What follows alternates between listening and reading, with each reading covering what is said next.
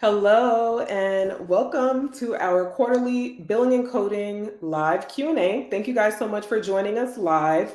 We've consistently been coming on once a quarter, right? This year, I think we started last year coming on each quarter to answer any questions that you guys have about billing, about coding, about certification. So again, thank you so much for joining us. And that's basically what we're going to do tonight. Tonight, we wanted to talk about the certification exam. I'm sure some of your goals are to pass, one of the exams, whether it be by the end of 2023 or maybe, during the first quarter in 2024. So we wanted to briefly go over those certification exams, specifically the CPB, the Certified Professional Biller, and the CPC, Certified Professional Coder. So I will introduce myself very briefly first, and then I'm going to turn it over to Natasha. So my name is Kiana Craig. I am located in New York. I've been working in the healthcare industry for the last 24 years. Specifically, I've been a medical biller for the last 17 years. So I started a medical billing services company in 2008, and I became a licensed AAPC approved instructor in 2020. So I assist, my provider clients with managing their revenue cycle, as well as assist students with preparing and passing the AAPC exams. So Natasha, do you want to share a little bit? Yes, good evening, everyone. Hopefully, you are having a great Monday on today. So, I am Natasha C. Miller, also known as the Medical Mompreneur, and I've been in healthcare now for over 24 years. Been in business now, it'll be 12 years next month, so I'm really excited about that.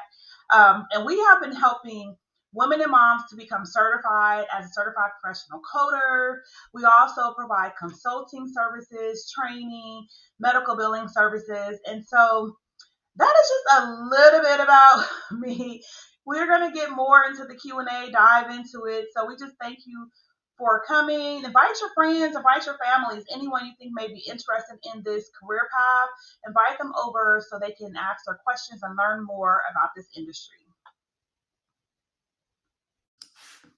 Yes. So, as I stated, again, we're here today to talk about the AAPC exams in particular. So, I am a certified professional biller and also a AAPC approved certified professional biller instructor. So, I'm going to be talking about the CPB exam. Natasha will talk about the CPC, the Certified Professional Coder exam, and we're hoping to take some of the fear, out of the exam for you guys to help you guys prepare for the exam, answer any questions that you have. So, Natasha, do you want to start with the CPC? Yes, I will start. So, I am a certified professional coder as well as a certified professional biller. I'm a certified risk coder, and I have my CPCI certified professional coder instructor. And so I've been at this for a while, and I know what it takes to help you to get your CPC. And so that's one of my specialties. The CPC exam is 4 hours to complete. It's 100 multiple choice questions, and you do have to take it in one sitting, right? And so with the CPC exam, it's not, I wouldn't say it's not challenging because it is a little challenging. But what I will say is if you prepare, right? And what does that preparation look like? If you, of course, possibly take a course through maybe the AAPC, a licensed instructor, right? If you prepare taking a CPC 4 hour exam review, such as I do offer that exam review. And then also you have to make sure you are ready by having read your guidelines and your guidelines pertaining to your ICD-10-CM and your CPT guidelines. So this industry is for someone who likes to read and pay attention to detail. If you are able to do that, then you can be successful with passing the exam. You need a 70% or higher to pass the exam. So that means you cannot answer incorrectly no more than 30 questions. So that's still a lot of questions, right? 70% or higher. Now, I do push my clients, my students for at least the 85% or higher when they come through me and when they're testing and preparing for that certification. And then also you need your 3 coding manuals. So you need your CPT manual, your HIPICS manual, and your ICD-10-CM manual. So if you are prepared with studying, have gone through possibly an exam review or a course, then you will be ready to sit for the certification. I help students to be able to pass the exam on the first try. I took this exam many years ago and I passed it on the first try. So if I'm able to do it, you can do it too. And at that time, I was married. I'm still married. And I had just had my youngest son, who is now 14. And so we had 4 children total, working full time. So if I was able to do it, you can do it too, right? And so that's the exam. The exam is broken down into different components. You have medical terminology, anatomy, some compliance, some coding guidelines. You have some questions just pertaining to ICD-10-CM. You have about 3 questions for hit pick, so not a lot.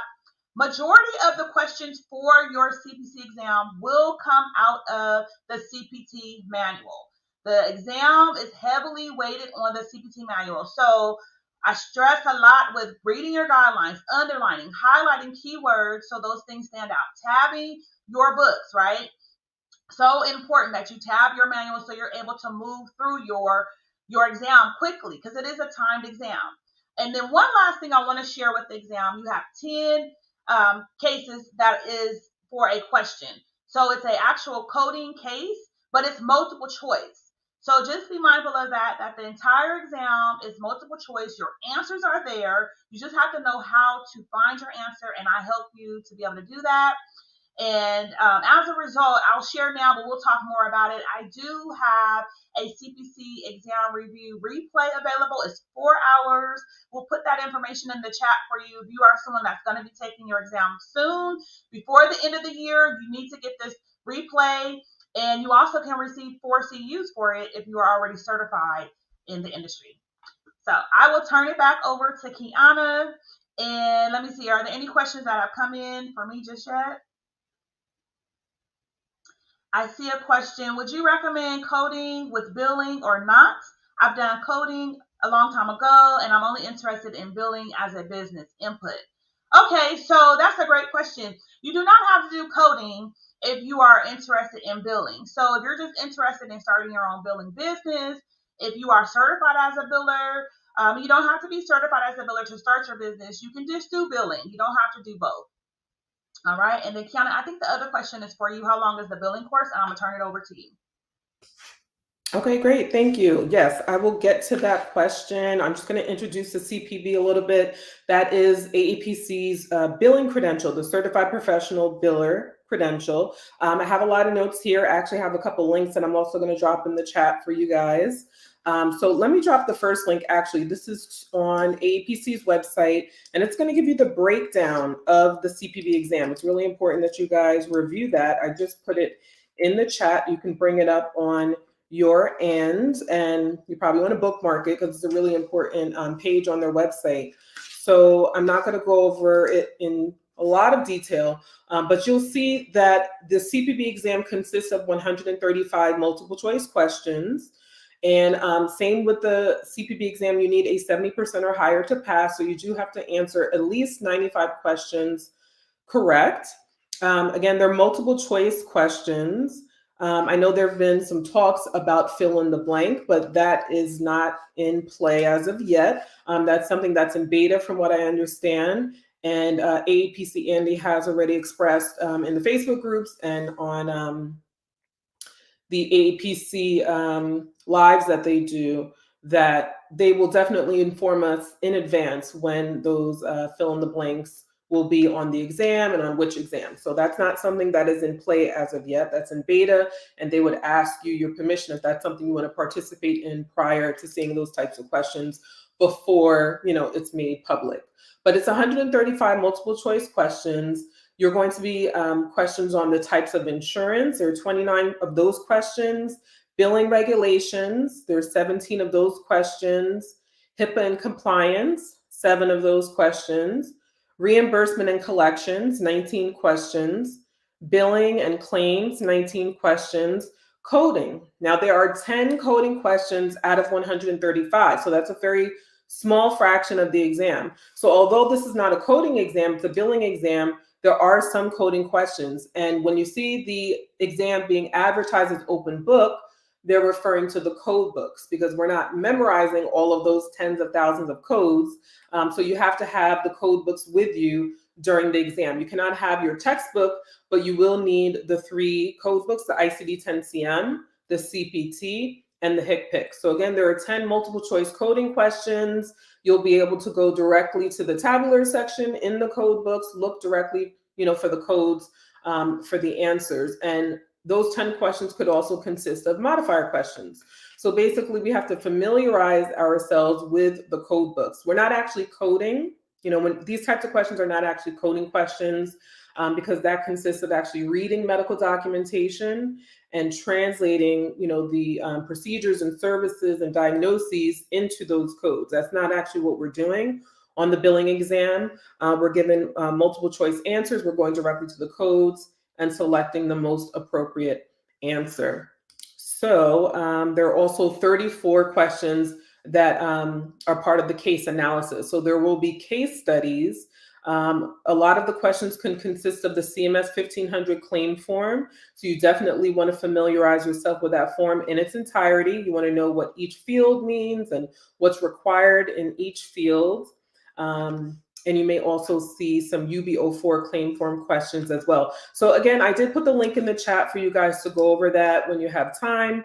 It's very detailed, so you know the types of questions that you can expect on the exam. So the best ways to prepare for the exam are enrolling in the prep course. So the prep course is prepared by the same individuals who actually create the exam.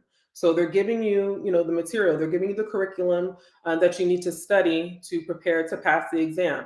Also, they created 3 practice exams for the billing exam. I know for the CPC, there are 6 practice exams. For the billing exam, there are 3. Okay, and those are great ways to study, additional study and preparation for the exam. Each practice exam consists of 50 multiple choice questions. They're graded electronically. You get rationales for any incorrectly answered questions, and those are available for purchase directly on the website on aapc.com. And then there are exam review classes, which I love. I mean, exam review classes are great to prepare for the exams. They're also great if maybe you are, maybe you've passed the exam and you just want to stay, up to date, in the industry. You want to continue to practice and to learn. You can attend these, exam review classes to to continue to upkeep your skills. And then also if you need to earn CEUs, because once we're certified, we do have to maintain our credentials by paying an annual membership fee as well as earning CEUs. So it's also a great way to earn CEUs and, to learn. So the exam review classes are, again, a great way to prepare for the exams. Now, Natasha and I are actually scheduled to host. We haven't advertised it yet. We will be very soon, but we're actually scheduled to host a joint exam review class. So it's going to be a CPB and CPC exam review class. I'm just looking at the calendar. It's actually Saturday, November 18, between 12 and 4 p.m. Eastern Standard Time. So that's 9 a.m. to 1 p.m. Pacific Standard Time. That's correct. Yes. Okay. Yeah. So we're going to do that joint CPB, CPC exam review class, 2 hours for the billing, 2 hours for the coding. I'm really looking forward to that. We'll be advertising that very soon so that you guys can attend and continue to, prepare and study for the exam. And, the textbook, of course. So the textbook is also a great way to study for the exam. Now, the textbook is included in your purchase when you enroll in the prep course. So if you're not enrolled in the prep course, you cannot purchase a textbook. However, you can purchase the study guide.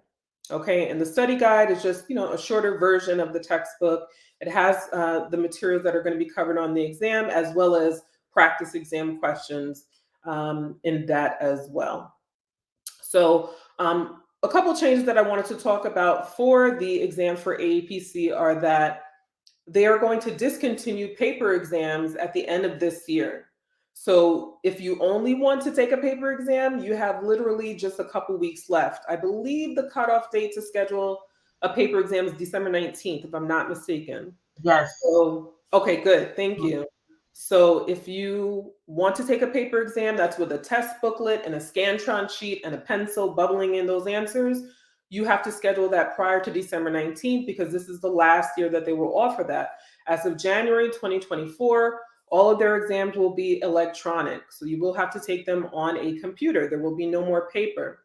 So that means you can take it from home with a live remote proctor, or you can go to a testing site. So they're going to start utilizing testing sites as you can go to and use their computers, and you'll be monitored with a proctor there. I'm going to drop in the chat the link to the testing sites so you guys can review the cities of where those testing sites are located. You will not be given the address until you actually schedule the exam, but you can review the city so that you know if it's close to where you live, nearby. Right. I'm going to put that in the chat. Did you want to add anything about that, Natasha?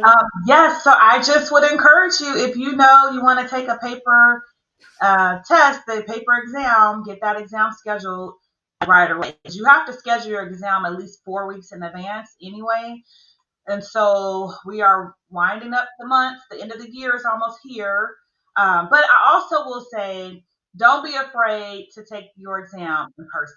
So it's no different from if you are certified or have a credential through AHIMA. They've been doing this for a very long time. I have my RHIA through AHIMA, and we go to a center, Prometric Center, to take our exam in person online. So it's no different from that. But you can have now the flexibility to go in person to a site, or still be able to take it from home. So you still have that flexibility. Okay, great. So let me go through the chat and see. I'm just going to scroll up a little bit and see if there are any questions that we can answer. I know you answered a couple of them. Okay. This question states, December 9th is my exam. Can I still use the 2023 manuals? Absolutely, yes. You're going to use your 2023 manuals on the 2023 exam. You can actually use them on the 2024 exams. However, you may be at a slight disadvantage if there's some questions on the new codes, the new 2024 codes. You want to add to that, Natasha? Right. Definitely, you want to still use your 2023 coding manuals for this year. And then, like Kiana mentioned, if you are testing in January, then 2023 manuals is okay. But if you're looking to test in February and on, I would just highly encourage you to go ahead and purchase your 2024 manuals so you have the current information. There are some changes. There are some new codes in CPT and ICD 10 and then as well as with CPT coding, evaluation and management has some more updates, revisions with how the codes are being used, with the time. And so you want to just be mindful of that and have the correct manual. Since the CPC exam is heavily weighted on the CPT manual, so you really want to make sure you have that current manual. Okay, the next question is, do you recommend AAPC or AMBA? So I'm not familiar with AMBA. I am, of course, affiliated with AAPC. I decided to join AAPC because they are the world's largest, credentialing and training organization for the business of healthcare. They have recently announced they have over 250,000 members worldwide. So your credentials are not just recognized in the United States, where we're living. They're recognized worldwide in many other countries. Same here. I'm not familiar with AMBA either. I've always been affiliated with AAPC and AHIMA. And so definitely I encourage everyone to sit for either your CPB, the biller, or your CPC, the coder through AAPC. The CPC is the gold standard for being able to code, and you do have to be certified to be able to code if you're looking to do that. Okay, the next question, it states, do you have to go to a building to take the exam, or can you take it from home? You can still take your exams from home in 2024. So in 2024, the exam option is going to be electronic only, so there will be no paper exam. So no test booklet, no Scantron sheet, but you can still take it remotely from home, or you have the option of going in person to a testing site. And I did put the link in the chat if anybody missed it. I just entered it again.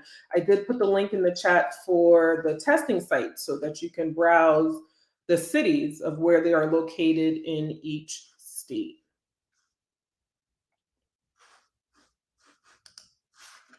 Where do I enroll in a prep course? I came in late and missed it. Okay, so if you're interested in the CPB, the Certified Professional Biller exam, you can go to my website, and I'm going to put it in the chat. You can go to my website and look under training and certification. So I'm a licensed AAPC approved instructor. That means I have the authority to give you access to their CPB prep course. It's their prep course that they created. It's pre-recorded. It is self-paced so that you can study when it's convenient for you. And in addition to that, we do meet live every Wednesday at 8 p.m. Eastern Standard Time. We have live Q&A classes every week. So you'll be, self-studying through that prep course. There are 14 chapters, as well as meeting live, where I will be answering your questions.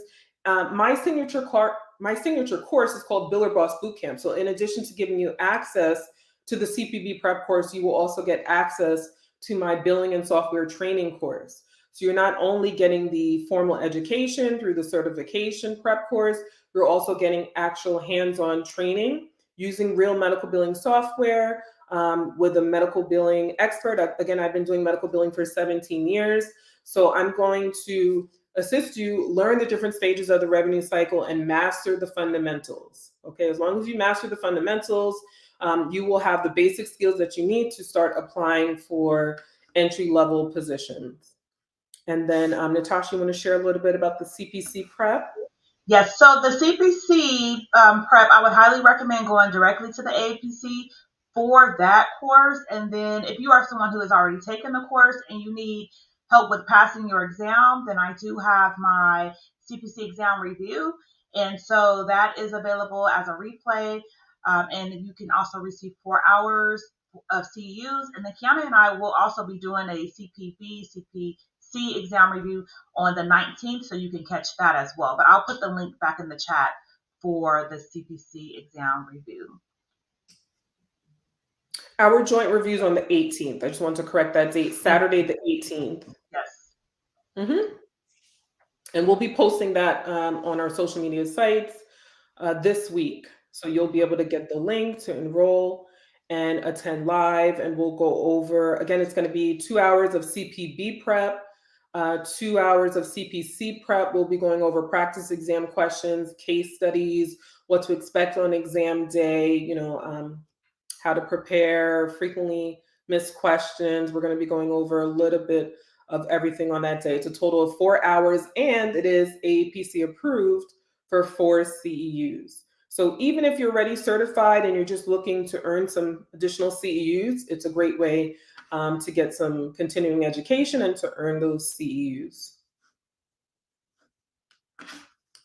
I'm not sure if you were present when we talked about the practice exams, but practice exams are available on the AAPC website. You can purchase them directly from AAPC. The CPC has 6 practice exams and the CPB has 3. With Biller Boss Bootcamp, my signature course, you do get access to practice exam A. It's included in the bootcamp. And then you can purchase the other 2 separately, again, directly from aapc.com. And then also, I'm not sure if Raspberry was here when we talked about it, but yes, you can use your 2023 books for the 2023 exam. In 2024, you can start using those books. However, I do want to mention for the billing students, if you don't have the 2024 code books, it is okay. You can use your 2023 code books on the 2024 exam. You can. Again, there are only 10 coding questions out of 135. So it is a small fraction of the billing exam.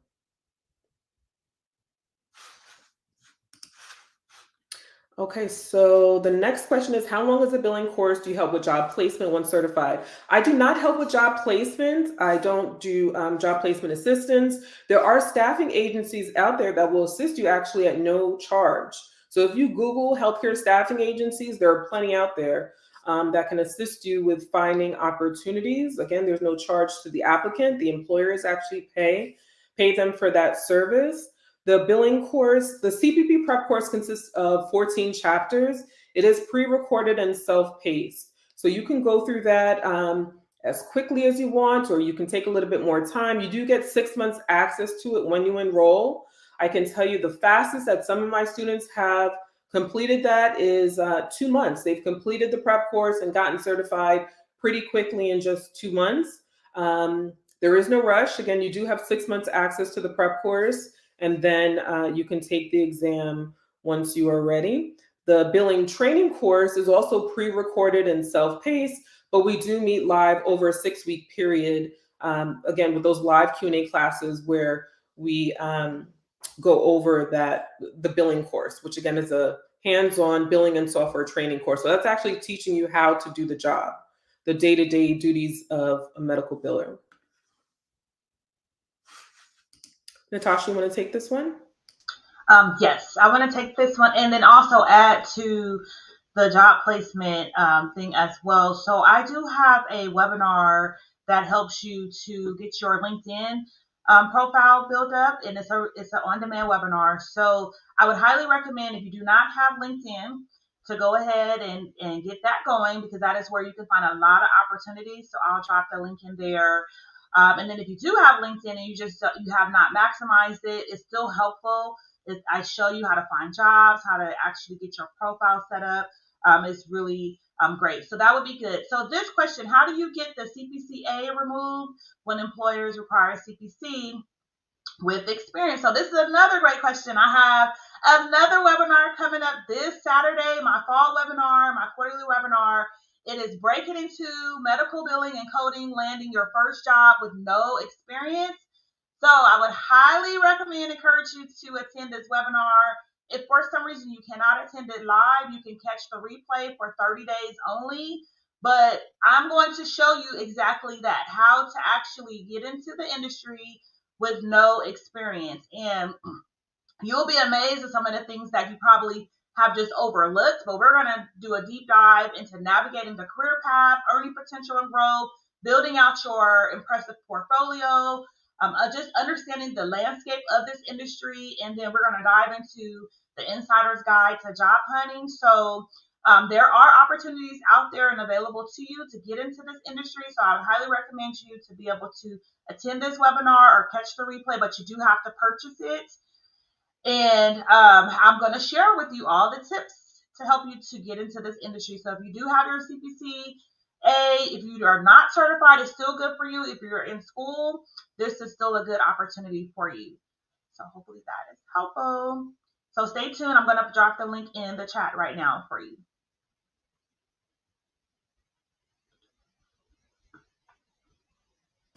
And while you're doing that, I did Google actually, and I've actually been doing some research, but I did have a list of a few healthcare staffing agencies. I just Googled and went to the websites of these 4 in particular. But again, you can work with, local healthcare staffing agencies, or some of them that are kind of countrywide. They kind of work with employers in various different states. So just for the individual who's asking about job placement assistance, or anyone who may be interested, you can work with healthcare staffing agencies. And these agencies are not just for temporary opportunities. They also do place, permanent positions as well. I've worked with a healthcare staffing agency in the past, several years ago. It was a great experience. So definitely utilize all resources.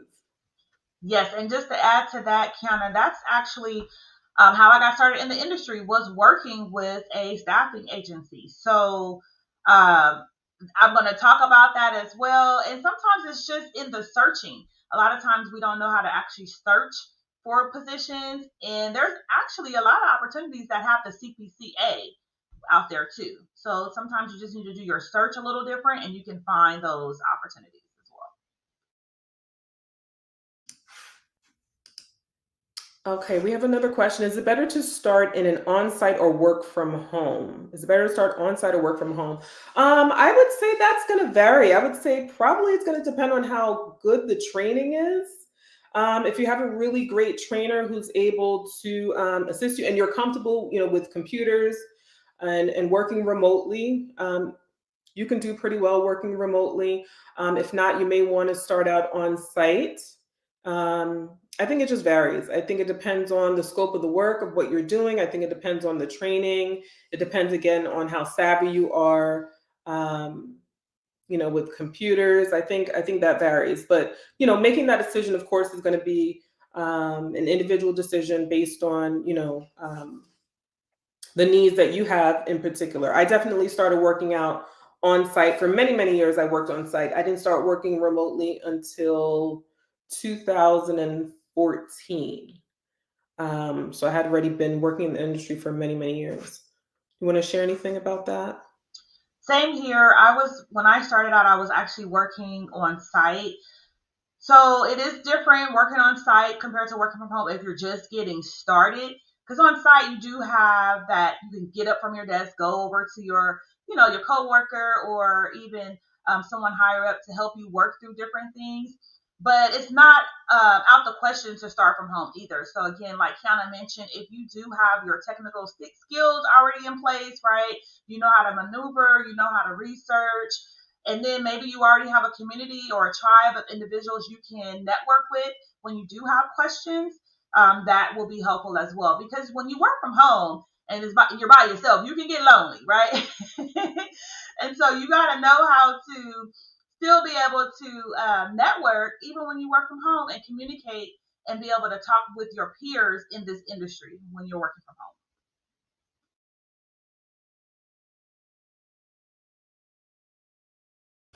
Hi, Irene. Irene is one of my students, and absolutely, yes, you can ask your question. The next one is there financing through PayPal for the billing course? Yes. If you check out on my website, in particular, if you check out with PayPal, they have two options. You can pay over time, which I believe is a payment plan, or you can apply for PayPal credit, which is a line of credit.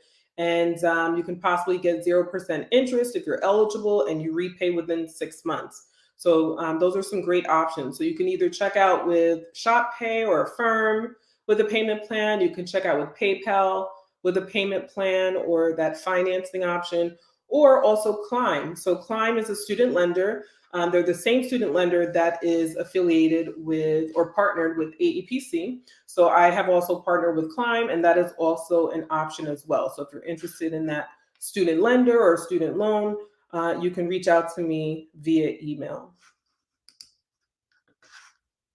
I believe the next question is, can you have a CPB and CPC certification? Natasha, why don't you, well, yes, I know the answer is yes, because I have both, but Natasha, why don't you talk about having multiple credentials? Yes. Having your CPB and CPC, it makes you more marketable, right? And so that allows for more opportunities to come your way. You can speak to both sides of the business. So if that is something that you're interested in, definitely do it. Now you do have to be mindful that you have to have more CUs that you need to take through the AAPC, right? And then those are two separate certification exams that you do have to pay for. But it is a great you are at a great advantage when you do have both. So you can have both or one. And with one, you can still have a great career and make great money. We're going to take a couple more questions.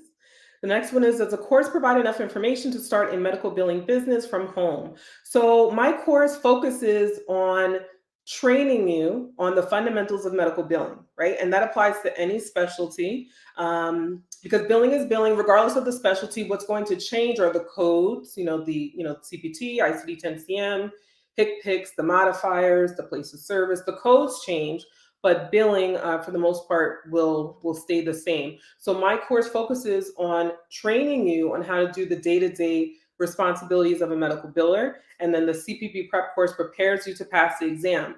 As a bonus, there are two master classes included, sharing information on how I started my medical billing business back in 2008, as well as some information on how to find providers, key interview questions, onboarding checklists, things like that. So those are two bonus master classes. But again, the course is focusing on teaching you the skill set, because that's what you need before you can even start your business or apply for opportunities. Natasha, you want to take this one?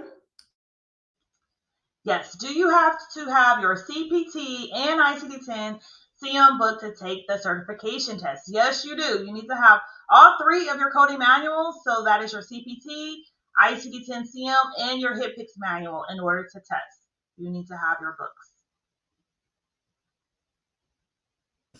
Okay, Irene is back. So Irene says, now that I'm done with the course, she completed the training course. How can I pursue certification? So this is a good question. A lot of times students are interested in enrolling, but they're not sure if they want to get certified yet, and that's okay. So I always encourage them to start out with the training first, and then after you complete the training, if you decide to pursue certification, you can upgrade to the boot camp, which is going to give you access to the CPB prep course, the textbook, the code books, 1-year AAPC membership, and the exam voucher with 2 attempts to pass the exam. So once you complete the training course, you can reach out to me. Just send me an email. Let me know that you want to upgrade to the boot camp to get certified, and I will reply with the next steps. But basically, you can pay the difference. You're not going to pay the full boot camp fee. You're going to pay the difference. So I will discount it less what you paid for the training. The next question, can I get any job? Can I get any job without certification in medical billing? Yes, you can still get a medical billing opportunity without being certified, because certification is not a requirement for medical billing. It's a requirement for medical coding. It is optional for medical billing. So why would someone choose to get certified if they want formal education?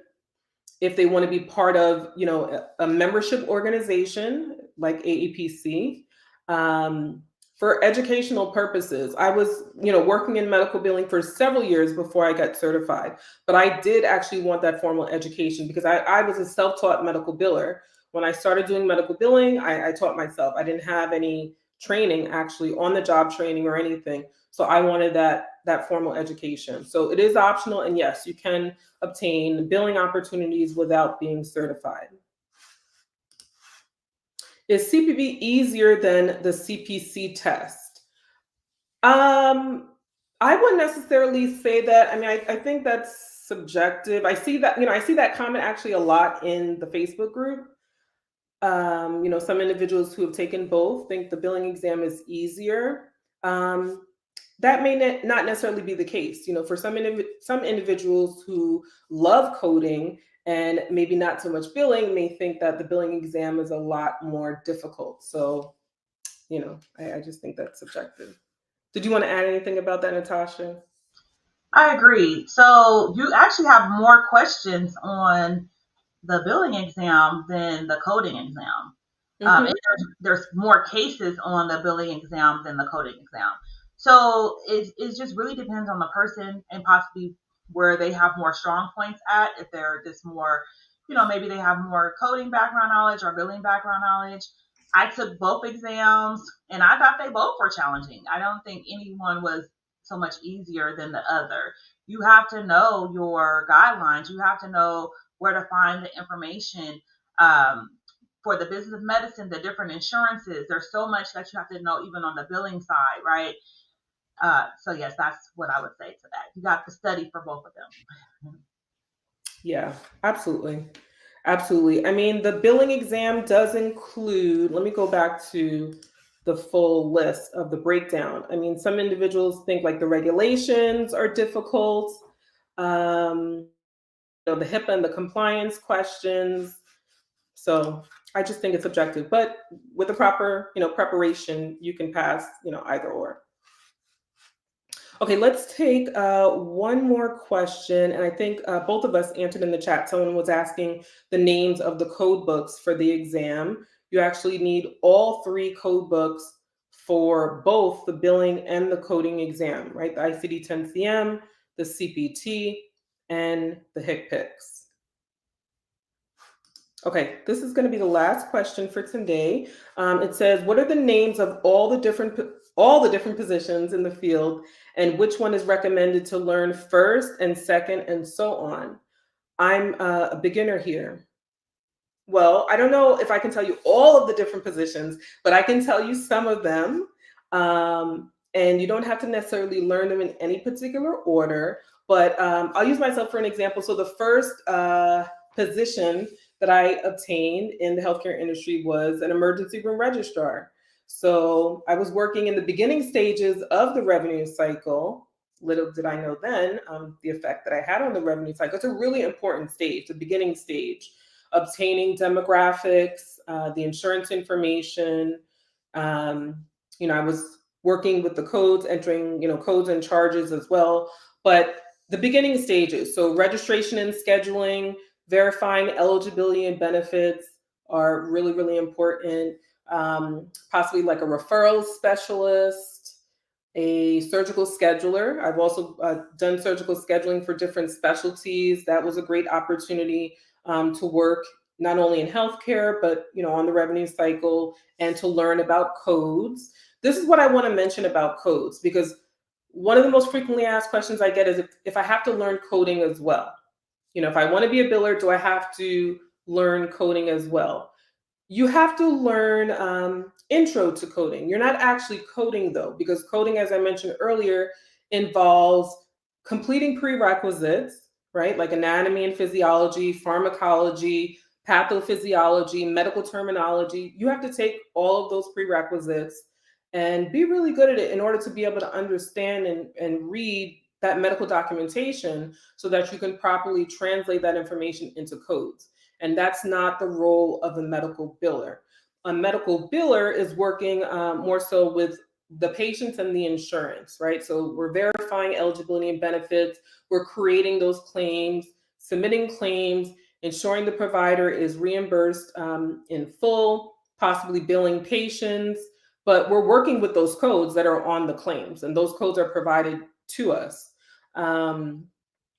So I forgot where I was going with that. Okay. So I was talking about the different positions that Yes, you could possibly have, right? yes. Um, but it had came to me about the coding situation, because that's always, like I said, a frequently asked questions, and individuals want to know if they have to actually learn coding. But charge entry, you can be doing charge entry. Again, the codes are supplied to you.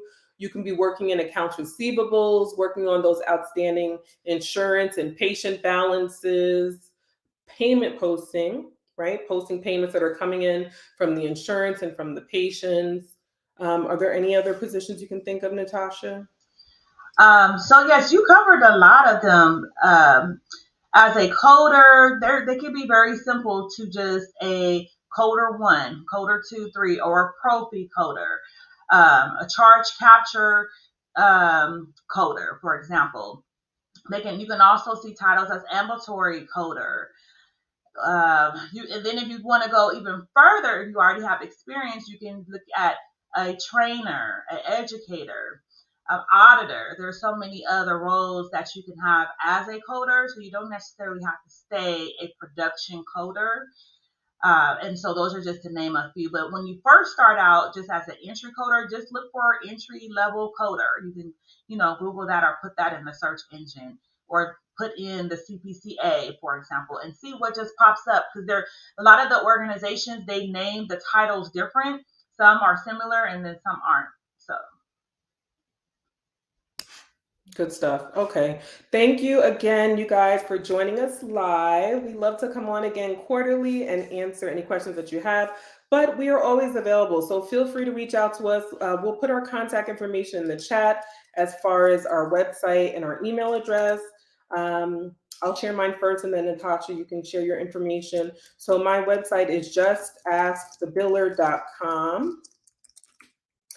And my email address is askthebiller@gmail.com.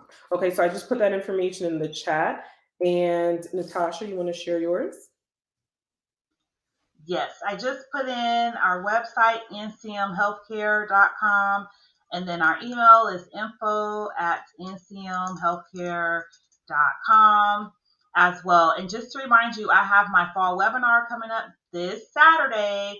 You want to get in on this webinar. I am talking about how to land your medical billing or coding position with no experience. And if for some reason you cannot come in, it's 9 a.m. Pacific Standard Time, 12 noon Eastern.